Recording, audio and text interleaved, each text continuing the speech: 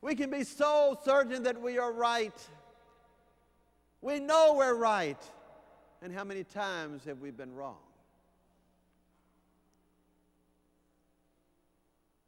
Jesus calls us to a total conversion of heart. And I'm convinced if the heart is converted, our behavior will follow.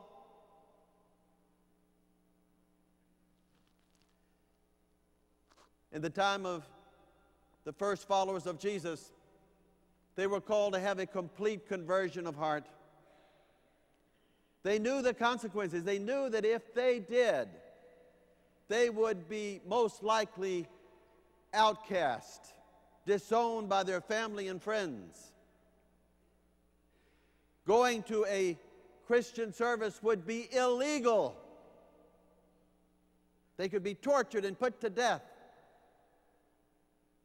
They were not allowed to participate in any armed service, not to kill anyone at any cost, at any time. This was only changed with Constantine in 313. These were conditions that if you wanted to be a follower of the way, which was what they called the first Christians, it called for a complete conversion of heart. The gospel tells us it's not in obeying the law that you will be saved. Read Paul's letters to the Galatians and the Romans. It's so clear. It's not in obeying the law that you will be saved. The law cannot save you. What can save you is the very mercy of God, and that's all. We are called to remember that we are unconditionally loved by God, not by anything we have done, not by anything we have merited or deserved, but just because God chooses to love us. And where our response is to consent to being loved in this way, to consent to being loved without consideration of whether we are deserving of that love, whether we're worthy of it. Don't go down the worthy road. It's a dead end. We can settle it right now at this very moment, whether we're worthy or not. And the answer is, none of us are worthy. So that's the end of that discussion, huh? We are not worthy. We are only made worthy, as the canon says in the Mass, because God makes us worthy. And we are called to witness to this daily transformation of heart that God is doing. And it's God's gift.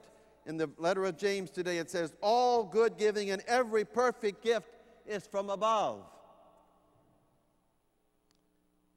And so how does this transformation of heart take place?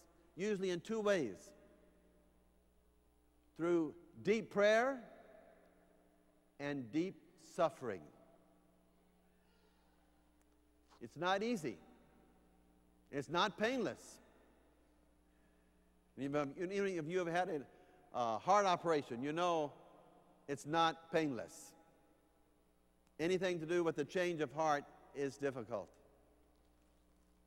But following the example of Jesus, there can be with this transformation, this pain, joy, and peace, which you cannot imagine. And I say this from personal experience. Yesterday was my 34th anniversary of profession as a Paulist. And I did this 16 years after having made my first profession as a Benedictine monk. So a week from Tuesday, I will celebrate 50 years of professed life as a religious. I have no regrets, none. And so I ask you to join with me in three ways.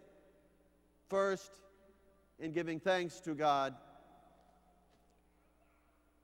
Secondly, rejoicing with me. And thirdly, in praying for me, as I pray for you, that together we may go through the conversion and transformation of heart that Jesus invites us to today and every day. May God bless you.